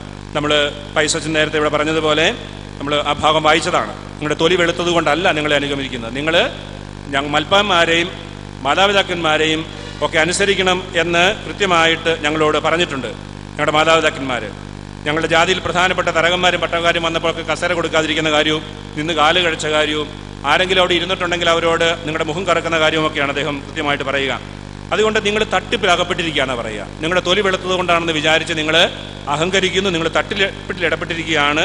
ആ തട്ടിപ്പിൽ നിങ്ങൾ പോകണം. മൽപ്പാന്മാർക്കും കാരണവന്മാർക്കും തമ്പുരാനും ബഹുമാനം കാട്ടണമെന്ന് പണ്ടേ നമ്മുടെ കാരണവന്മാർ ഞങ്ങളെ പഠിപ്പിക്കുകയും മലങ്കരയുള്ള നസ്രാണികളായ ഞങ്ങളും ഈ ശുദ്ധമാന പഠിത്തത്തിന് ഏറെക്കുറവും ഒന്നും വരുത്താതെ പഴയ കാലങ്ങൾ തൊട്ട് ഇന്ന് വരെയും കാത്തുവരികയും ചെയ്യുന്നതിനും പക്കം ഞങ്ങളുടെ ഗുരുവായി നമ്മുടെ വേദത്തിലുള്ള ജ്ഞാനങ്ങൾ നമ്മെ പഠിപ്പിക്കാൻ വരുന്നവരോട് ഉടയ തമ്പുരാനെ പ്രതി ഈ ബഹുമാനം ഞങ്ങൾ നൽകുന്നു. അപ്പോൾ അനുസരിക്കുന്ന സ്വഭാവവിശേഷത്തോടു കൂടി. ഇനി മറ്റൊന്ന്, വൈദികരുടെ ഒരു പരിശീലനം കൊടുക്കുന്നതിനെക്കുറിച്ച്, സെമിനാരി സ്ഥാപിക്കുന്നതിനെക്കുറിച്ച് പറയുന്നുണ്ട്. സെമിനാരി സ്ഥാപിക്കുന്നതിന് വേണ്ടി പറഞ്ഞ പോലെ തന്നെ വിദേശത്ത് നിന്ന് അവരോട് സെമിനാരി സ്ഥാപിക്കാനായിട്ട് സഹായിക്കണമെന്നും ആവശ്യപ്പെടുന്നുണ്ട്. നമ്മൾ സ്വന്തം കാലിൽ നിൽക്കാൻ സാധിക്കുന്നവരാണെന്ന് നമ്മൾ അഭിമാനിക്കുമ്പോഴും അതേക്കുറിച്ച് അവരോട് ചോദിക്കുന്നുണ്ട് സഹായം. പക്ഷേ കുറേ കൂടി കഴിയുമ്പോൾ 1860കളിൽ ഇന്ത്യയിൽ നമ്മുടെ സൗത്ത് ഏഷ്യൻ രാജ്യങ്ങളെല്ലാക്കുറിച്ചും പഠിക്കാനായിട്ടൊരു കമ്മീഷൻ വയ്ക്കുന്നുണ്ട് മാർപ്പാപ്പ. അങ്ങനെ പഠിക്കാനായിട്ട് അവർ വരുമ്പോൾ നമ്മുടെ ഇന്നത്തെ കേരളം, ഇന്ത്യ, പാകിസ്ഥാൻ, ബംഗ്ലാദേശ്, ബർമ്മ അങ്ങനെ തുടങ്ങിയ എല്ലാ സ്ഥലങ്ങളിലേക്കും, സിലോണ് ഒക്കെ. അത് കഴിഞ്ഞ് അവരിവിടെയുള്ള ഈ സഭകളെ 3ആയിട്ടാണ് തരംതിരിക്കുക. 3 തരത്തിലുള്ള വിശ്വാസികളുടെ സമൂഹം. ഒന്ന് പ്രൊപ്പഗാന്തയുടെ കീഴിലുള്ളത്, അവർ പ്രൊപ്പഗാന്തയിൽ നിന്ന് കിട്ടുന്ന പണം കൊണ്ട് ജീവിക്കുന്നവർ. 2 ഭദ്രവാദയുടെ കീഴിലുള്ള പള്ളികൾ, അവർക്ക് ദശാംശം കൊടുക്കണം, ആ ദശാംശം കൊണ്ട് ജീവിക്കുന്ന പള്ളികൾ. 3ാമതൊരു കൂട്ടരായിട്ട് അവർ വളരെ വ്യക്തമായിട്ട് 2-3 ആർച്ച് ബിഷപ്പുമാരൊക്കെ കൂടി എല്ലാ സ്ഥലത്തോടെയും പോയി കണ്ട് ചർച്ച ചെയ്ത് തീരുമാനിച്ചിരിക്കുന്നതാണ്. അവരെഴുതിയിരിക്കുക, 3ാമത്തെ കൂട്ടര് സുറിയാനിക്കാർ. ആ സുറിയാനിക്കാർ അവരവരുടെ പള്ളികളെ നടത്താനുള്ള വകുപ്പ് അവർക്കുണ്ട്. അതവർ കൃത്യമായിട്ട് മാനേജ് ചെയ്യുന്നു. അവർ അവിടുത്തെ കാര്യങ്ങൾ ഭംഗിയായിട്ട് കാര്യങ്ങൾ നടത്തുകയും ചെയ്യുന്നു. 1-ാം വത്തിക്കാൻ സുനദോസിന് പോയപ്പോൾ നമ്മുടെ നാട്ടിൽ നിന്ന് 50,000 രൂപ അന്നത്തത് പിരിച്ച് അവരങ്ങോട്ട് പോവുക. ഇവിടെ നിന്ന് മെലാനോ പോകുമ്പോൾ കൊണ്ടുപോകുന്നുണ്ട്. നമ്മൾ 1900-ന് ശേഷമാണ് പിന്നെ വിദേശ പണത്തെ ആഗ്രഹിക്കാനും മോഹിക്കാനും തുടങ്ങുന്ന ഒരു ചിന്ത വരിക. നമുക്ക് സ്വന്തമായിട്ട് നിൽക്കാൻ സാധിക്കില്ല എന്നുള്ള വിചാരം നമ്മളെ ഡിപ്പെൻഡൻ്റ് ആക്കണം എന്നുള്ള കൃത്യമായിട്ടുള്ള എഴുതി വെച്ചുകൊണ്ട് മിഷണറിമാരിൽ ചിലർ നടത്തിയ നീക്കത്തിൻ്റെ ഫലമായിട്ട് വൈദിക വിദ്യാർത്ഥികൾ പൈസ കൊടുത്ത് പഠിച്ചിരുന്ന ഒരു സാഹചര്യത്തിൽ നിന്നും ഫ്രീ ആയിട്ട് അവരെ പഠിപ്പിക്കാൻ തീരുമാനിക്കുമ്പോൾ അവരോട് പറയുന്നുണ്ട്, ഇവരെ നമുക്ക് ഡിപ്പെൻഡൻ്റ് ആക്കിയാൽ അവർ നമ്മൾ പറയുന്നത് പോലെ ചെയ്യുമെന്ന്. 1900-ന് ശേഷം നടക്കുന്ന കാര്യമാണ്. 1903 2 കാര്യങ്ങൾ ആവശ്യപ്പെടുക. ഒന്ന്, നമ്മുടെ ഒന്നും സുറിയാനി അറിയാൻ പാടില്ലാത്തവരെ പ്രത്യേകിച്ചും പട്ടം കൊടുക്കാനായിട്ട് കൊടുക്കുന്ന നിർദ്ദേശം, അതുപോലെ തന്നെ നോമ്പ് കാലത്ത് ഇറച്ചി തിന്നാനുള്ള അനുവാദം, അങ്ങനെ കൊടുത്തിട്ടുള്ള കാര്യങ്ങൾ. അപ്പോൾ വൈദിക വിദ്യാർത്ഥികൾക്ക് ശരിയായിട്ടുള്ള പരിശീലനം കൊടുക്കണം എന്നുള്ള നിർദ്ദേശം കൊടുക്കുകയാണ്. അദ്ദേഹം പറയുന്നുണ്ട്, പള്ളിയുടെ ചുറ്റാഴ്മക്കാരെ യോഗ്യമാകും വണ്ണം വളർത്തുവാൻ വേണ്ടുന്ന വരവുകളോടും കൂടെ പഴയ കാലങ്ങളിൽ സ്ഥാപിച്ചിരിക്കുന്ന സെമിനാരി വീണ്ടും പുത്തനായിട്ട് പണി ചെയ്യുവാൻ കൽപ്പിച്ചയപ്പാൻ തിരുമനസ്സുണ്ടാകണം. കാരണം അമ്പഴക്കാട് സെമിനാരി ഈശോസഭക്കാർ നിർത്തലാക്കി കഴിഞ്ഞപ്പോൾ സെമിനാരി ഇല്ലാത്തൊരു സാഹചര്യം വന്നു. മൽപ്പാനേറ്റുകൾ മാത്രമായി, മൽപ്പാനേറ്റുകൾ പോലും പലതും ഭംഗിയായിട്ട് നടക്കാത്ത സാഹചര്യങ്ങൾ വന്നു. അപ്പോൾ സെമിനാരി വിദ്യാർത്ഥികളെ പരിശീലിപ്പിക്കുന്നതിന് സാഹചര്യങ്ങളില്ലാതെ വന്നപ്പോൾ ആ സെമിനാരി ഒന്നുകൂടി പുനരുദ്ധരിക്കണമെന്നും പഠിപ്പിക്കണമെന്നും ആണ് പറയുക. അതുകൊണ്ട് തന്നെ അതിനുള്ള കാരണം വിശദമാക്കുന്നുണ്ട്. നമ്മുടെ ഇടത്തുള്ള കലക്കമുക്കയുടെയും മാതാവ് അറിവില്ലായ്മയായതുകൊണ്ട് അത്രേ ആകുന്നതിനെ കൊണ്ടും ആയതിന് നമ്മുടെ മലങ്കരയുള്ള നസ്രാണികളുടെ കിടപ്പ് സൂക്ഷിച്ചാൽ ഒരു പഠിത വീട് പണി ചെയ്യുവാൻ കുറെ ഞെരുക്കമുണ്ടെന്നും ഞങ്ങൾ അറിഞ്ഞിരിക്കുക കൊണ്ടും ഉണ്ടായിരിക്കുന്നത് പോലെ സെമിനാരി മലയാളത്തിൽ ഉണ്ടാക്കുവാൻ മനോഗുണമുണ്ടാകണമെന്ന് അപേക്ഷിക്കുകയും ചെയ്യുന്നു. എന്ന് വെച്ച് കഴിഞ്ഞാൽ സെമിനാരി ഉണ്ടാക്കാൻ ആയിട്ട് ഉള്ള പൂക്കോട്ട എന്ന് പറയുമ്പോൾ നമ്മുടെ പുത്തഞ്ചിറ ഭാഗത്ത്, സാമ്പാളൂർ ഭാഗത്ത് ഉണ്ടായിരുന്ന സെമിനാരി അത് നടത്താൻ സാധിക്കാതെ വന്ന സാഹചര്യം ഈശോസഭക്കാർ നിർത്തലാക്കി 1873 തുടർന്ന് സെമിനാരി പരിശീലനം നടക്കാതെ വന്നു. അപ്പോൾ അത് വീണ്ടും തുടങ്ങാനായിട്ട് അവിടെ പറഞ്ഞ് അവസാനിപ്പിക്കുന്നുമില്ല. അദ്ദേഹം റോമിൽ വെച്ച് മാർപ്പാപ്പയ്ക്ക് കൊടുക്കുന്ന എഴുത്തിലും ഇത് തന്നെ ആവശ്യപ്പെട്ട് പറയുന്നുണ്ട്. മലങ്കര ഇടവകയിലുള്ള ഏവെങ്കലിക്ക് എടുത്ത ഈ പറമ്പ് ഞാൻ മുമ്പ് പറഞ്ഞല്ലോ, എത്രയും വിരിവും വിസ്താരവും ഉള്ളതുകൊണ്ട് ഇപ്പോൾ ഇവിടെയുള്ളവരെ പഠിപ്പിക്കാനും ഇനി കൂടുതൽ സ്ഥലങ്ങളിലേക്ക് സഭ വ്യാപിക്കുമ്പോൾ അവിടെയുള്ളവരെ പരിശീലിപ്പിക്കാനും കൂടുതൽ പേരെ പഠിപ്പിക്കണം എന്ന്. ഇനി അവിടെ കൊണ്ട് അവസാനിക്കാതെ റോമിൽ പറയുന്നുണ്ട്, റോമിൽ കൊടുക്കുമ്പോൾ ഈ പ്രദേശത്തിനടുത്ത സൂനകദോസ് കൂടുമ്പോൾ വരാപ്പുഴയുള്ള സെമിനാരിക്ക് നല്ല അടിസ്ഥാനം കൊടുത്ത് ഈ സെമിനാരിയുടെ കൈകാര്യം ചെയ്യുവാൻ മലയാൻ ജാതിയിലുള്ള 2 പട്ടക്കാരെയും കൽപ്പിച്ച് ഏറ്റവും സൗഖ്യത്തിന് കാറ്റും വെള്ളവും നല്ല സ്വസ്ഥതയുമുള്ള ഒരിടം തിരഞ്ഞെടുത്ത് അവിടെ സെമിനാരിയും പണി ചെയ്ത് ഒട്ടും ഒരു നിലയും ഉറപ്പും കൂടാതെ ഇപ്പോൾ ഇവിടെയും അപ്പോൾ അവിടെയും ഇങ്ങനെ എത്രയും ഉൾക്കളവും ഭാഷിതവുമായിട്ട് ഇത്രപ്പോഴും പകർത്തി വരുന്ന പകർച്ചകളൊക്കെയും നീക്കുവാൻ എത്രയും വേണ്ടിയിരിക്കുന്ന കാര്യം എത്രയാകുന്നു എന്നാണ് അദ്ദേഹം പറയുക. ഇനി അവിടെ അഭിപ്രായം കൊണ്ട് മാത്രം അദ്ദേഹം അവസാനിപ്പിക്കുന്നില്ല. അദ്ദേഹം ഗവർണറായിട്ട് തിരിച്ച് നാട്ടിൽ വന്നപ്പോൾ റോമിൽ നിന്നും പഠിച്ചു വന്ന 2 പേരുണ്ട്, ശങ്കുരിക്കിലച്ചനും മറ്റ് അവിടെ പഠിച്ചു വന്നിരുന്ന ആൾ. അവർ 2 പേരെയും കൃത്യമായിട്ട് സെമിനാരി വിദ്യാർത്ഥികൾക്ക് പരിശീലനം കൊടുക്കാനായിട്ട് അദ്ദേഹം ഏൽപ്പിച്ചാക്കുകയാണ്. പൂക്കോട്ട സെമിനാരി നഷ്ടപ്പെട്ടപ്പോൾ വീണ്ടും അത് ടിപ്പു സുൽത്താൻ അക്രമമൊക്കെ കഴിഞ്ഞിട്ട് ഉള്ള പ്രശ്നങ്ങൾ വന്നതുകൊണ്ട് കൽപ്പറമ്പിലേക്ക് വീണ്ടും സെമിനാരി മാറ്റി സ്ഥാപിക്കാനായിട്ട് ശങ്കൂരിക്കൽ അച്ഛനെയും അങ്കമാലിയിൽ അടുത്ത ആളെ നിയമിച്ചുകൊണ്ട് മൽപ്പാനേറ്റുകൾ അറിവുള്ളവരുടെ കീഴിൽ വീണ്ടും നന്നായി സെമിനാരി പരിശീലനം നടത്താനായിട്ടുള്ള ശ്രമങ്ങൾ അദ്ദേഹം കൊടുക്കുന്നുണ്ട്. വീണ്ടും 1791-ലും 95-ലും അദ്ദേഹം തൻ്റെ ഗവർണറായിരിക്കുമ്പോൾ തൻ്റെ ഇടവകയിലെ വൈദികർക്ക് കൊടുക്കുന്ന നിർദ്ദേശങ്ങളിൽ വളരെ വ്യക്തമായിട്ട് നല്ല ജീവിതത്തിൽ നയിക്കുന്നതിനും അതുപോലെ പള്ളിയിൽ എല്ലാ ഞായറാഴ്ചകളിലും ദൈവവചനം ശരിയായി വ്യാഖ്യാനിച്ചു കൊടുക്കാനും ഇങ്ങനെ തുടങ്ങിയുള്ള നിർദ്ദേശങ്ങൾ, വളരെ കൃത്യമായിട്ടുള്ള നിർദ്ദേശങ്ങൾ അദ്ദേഹം കൊടുക്കുന്നുണ്ട്. ഇനി മറ്റൊരു കാര്യം അദ്ദേഹത്തിൻ്റെ സഭയെക്കുറിച്ചുള്ള താല്പര്യത്തിൽ കാണുന്നത് ആരാധനക്രമത്തെ സംബന്ധിച്ചാണ്. ഒരു വ്യക്തിസഭയുടെ അടിസ്ഥാന ഘടകങ്ങളിൽ പ്രധാനപ്പെട്ട ഒന്ന് ആരാധനക്രമമാണെന്ന് അദ്ദേഹത്തിന് വളരെ വ്യക്തമായിട്ടുള്ള ബോധ്യമുണ്ട്. അതുകൊണ്ട് സഭയിൽ നിലവിലിരുന്ന ആരാധനക്രമത്തിൽ മാറ്റം വരുത്തിയതാണ് ലത്തീൻ സഭയെ മിഷണറിമാരുമായിട്ട് അഭിപ്രായമുണ്ടാകാനുള്ള ഒരു പ്രധാന കാരണം. സുറിയാനി സഭ എന്ന പേര് തന്നെ സുറിയാനി ഭാഷയിൽ ആരാധനക്രമം അനുഷ്ഠിച്ചുകൊണ്ടുണ്ടായതാണ്. അപ്പോൾ പോർച്ചുഗീസ് മിഷണറിമാരുടെ കാലം മുതൽ ഈ ആരാധനക്രമത്തിൽ വരുത്തിയ മാറ്റങ്ങൾ കൂനംകുരിശിലേക്ക് വരെ എത്തി നിൽക്കുന്നതാണ്. അകത്തള്ള വന്നതുകൊണ്ട് മാത്രം ഉണ്ടായ പ്രശ്നമല്ലാതെ, അകത്തള്ള വന്നതുകൊണ്ട് പെട്ടെന്നുണ്ടായ കാരണം. അതിനു മുമ്പ് തന്നെ ആർച്ച് ഡീക്കൻ്റെ സ്ഥാനം കളഞ്ഞതും അതുപോലെ ആരാധനക്രമത്തിൽ മാറ്റങ്ങൾ വരുത്തിയതും ലത്തീൻ ആചാരക്രമങ്ങൾ ഒരു പ്രത്യേക ബോധ്യങ്ങളൊന്നും കൂടാതെ പ്രത്യേകമായിട്ട് കൊടുത്തതും ഇങ്ങനെ കുറേയേറെ കാര്യങ്ങൾ ബുദ്ധിമുട്ടുകൾ ഉണ്ടാക്കുന്നുണ്ട്. ബയ്യയിൽ ചെല്ലുമ്പോൾ എങ്ങനെയാണ് ഇവിടുന്ന് അങ്ങോട്ട് പോകുമ്പോൾ അവിടുത്തെ ആർച്ച് ബിഷപ്പ് അവരോട് നിങ്ങൾ ലത്തീൻ ഭാഷ പഠിക്കാം, അല്ലെങ്കിൽ ലത്തീനിൽ കുർബാന ചെല്ലാനായിട്ട് ഞാൻ ഒരാളെ വെച്ച് നിങ്ങളെ പഠിപ്പിക്കാമെന്ന് പറഞ്ഞപ്പോൾ അത് വേണ്ട എന്ന് പറഞ്ഞ് പോകുന്നതിനെക്കുറിച്ച് പൈസച്ചൻ പറഞ്ഞു.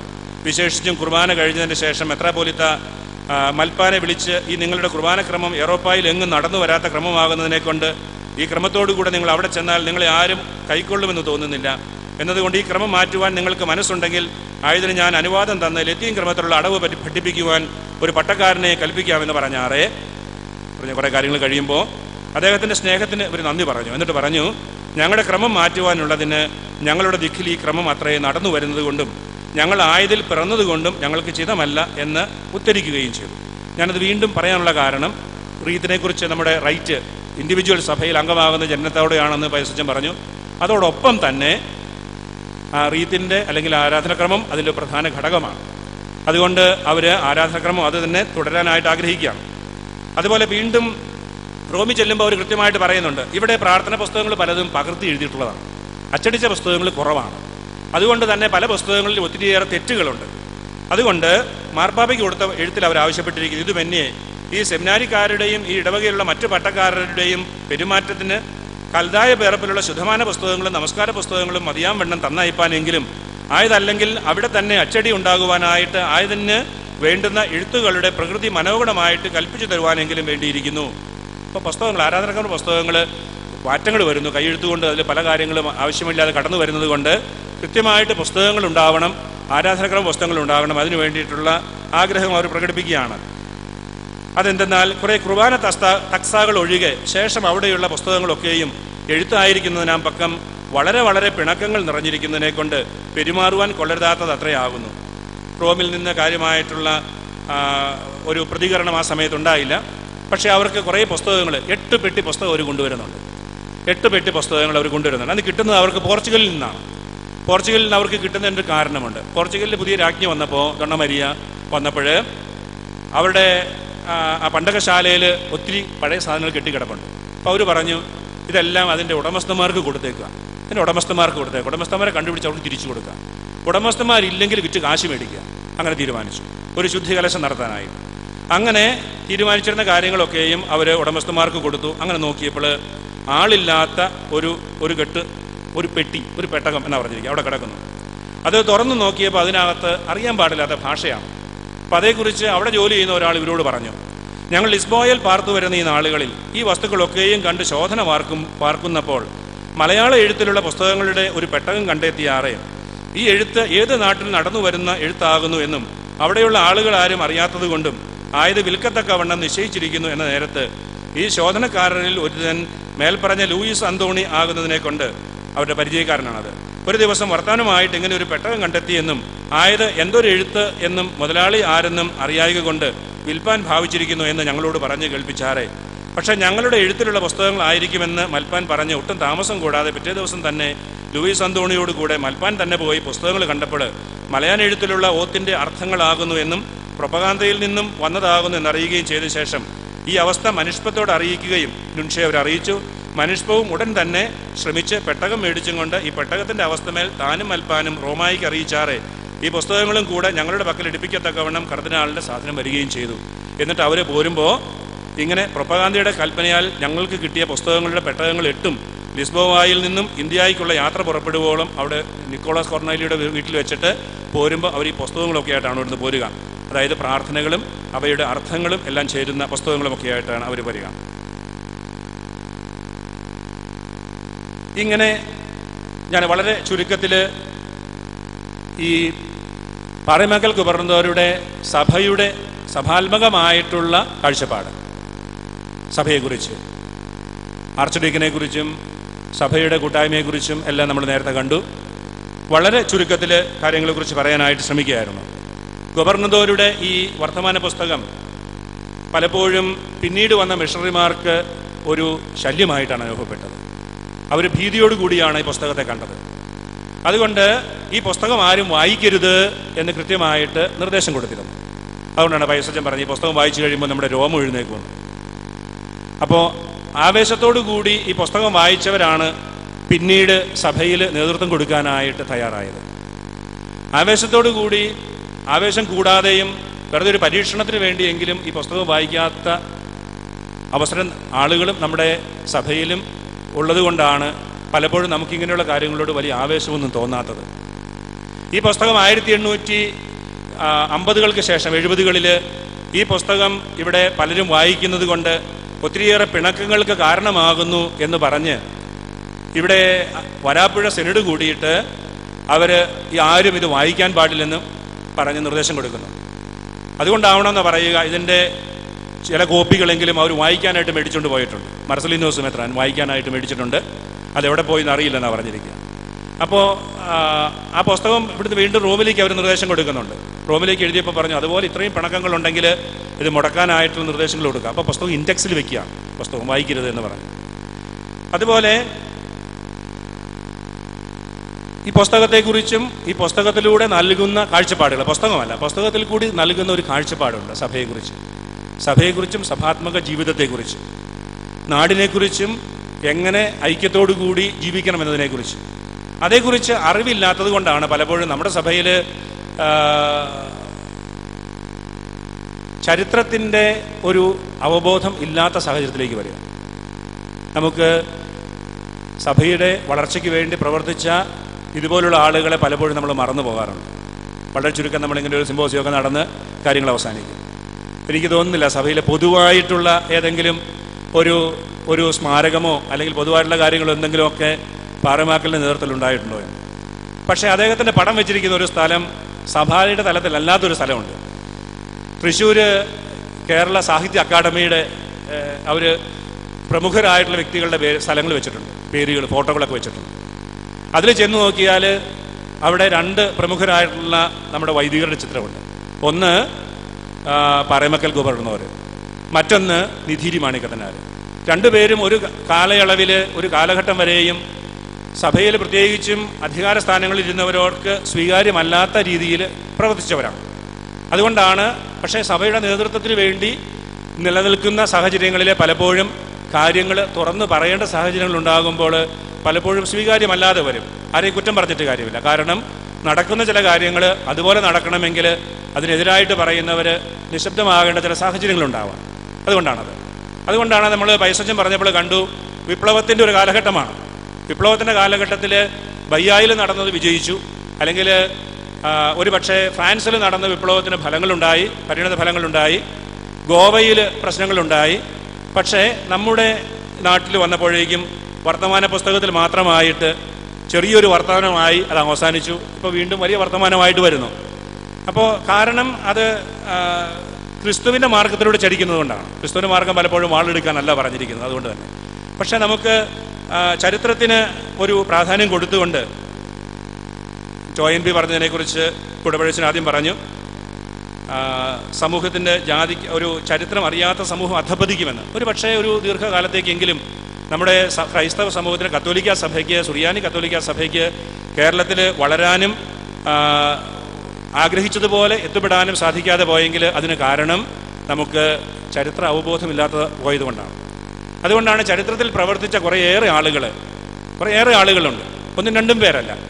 അവരൊക്കെ പലപ്പോഴും അംഗീകരിക്കപ്പെടാതെയോ അല്ലെങ്കിൽ വേണ്ട പരിഗണന കൂടാതെയോ ഒക്കെ കടന്നു പോകാനും ഉറങ്ങിപ്പോകാനും ഒക്കെ കാരണമാകുക.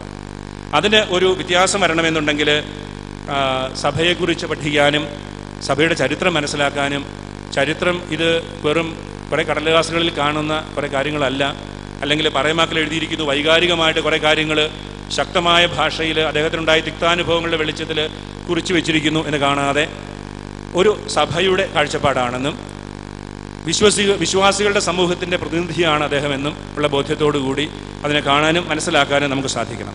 അപ്പോൾ നമുക്ക് പാറേമാക്കലിൻ്റെ ആ മാഹാത്മ്യം മനസ്സിലാക്കാനായിട്ട് സാധിക്കും. അദ്ദേഹം വെറും ഒരു വിപ്ലവകാരി മാത്രമല്ല, വിപ്ലവമായ ആശയങ്ങൾ പറയുകയും അല്ല ചെയ്തത്. അതോടൊപ്പം തന്നെ വിശ്വാസത്തോടു കൂടി ജീവിക്കുകയും വിശ്വസ്തയോടുകൂടി ജീവിക്കുകയും അതുപോലെ സഭയോടുള്ള വ്യക്തമായിട്ടുള്ള കാഴ്ചപ്പാടുകളോട് ജീവിക്കുകയും ചെയ്ത വ്യക്തിയാണ്. അദ്ദേഹത്തിൻ്റെ കാഴ്ചപ്പാടുകൾ മനസ്സിലാക്കാനായിട്ട് നമുക്ക് വീണ്ടും ഏറ്റവും കൂടുതൽ സാധിക്കുന്ന ഈ വർത്തമാന പുസ്തകം വായിക്കാനുള്ള ഒരു തീരുമാനമെങ്കിലും ഇവിടെ ഇരിക്കുന്ന കുറേ പേരെടുത്താൽ എനിക്ക് തോന്നുന്നത് അടുത്ത ഒരു 25 വർഷം കഴിയുമ്പോഴേക്കും, അടുത്ത ജൂബിലി ആകുമ്പോഴേക്കും ഇതേക്കുറിച്ച് കൂടുതൽ അവബോധത്തോടെ നമുക്ക് കൂടാൻ സാധിക്കുമെന്ന് വിചാരിക്കാം. നമ്മളെ കേട്ടിരുന്ന എല്ലാവർക്കും പ്രത്യേകമായിട്ട് നന്ദി പറയുന്നു. ഞാൻ വളരെ ചുരുക്കത്തിൽ സമയത്തിൻ്റെ പരിമിതികളും എല്ലാം വെച്ചിട്ട് മുക്കാലം തന്നെയാണ് പറഞ്ഞത്. അതുകൊണ്ട് പെട്ടെന്ന് അവസാനിപ്പിക്കാൻ വേണ്ടി ഓടിച്ച് എത്തുകയായിരുന്നു. പറഞ്ഞ കാര്യങ്ങളൊന്നും ആവർത്തിക്കാതിരിക്കാനായിട്ട് പ്രത്യേകം ശ്രദ്ധിച്ചു. നിങ്ങളുടെ ക്ഷമയ്ക്ക് പ്രത്യേകമായിട്ട് നന്ദി പറഞ്ഞുകൊണ്ട് നിർത്തുന്നു.